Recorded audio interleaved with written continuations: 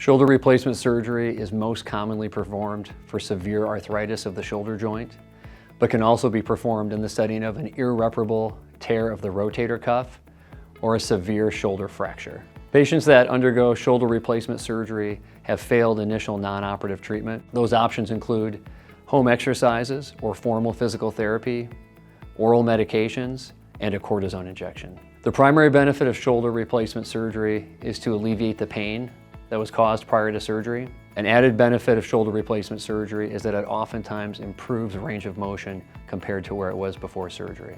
Shoulder replacement surgery can sometimes be performed as an outpatient procedure and other times requires an overnight stay in the hospital.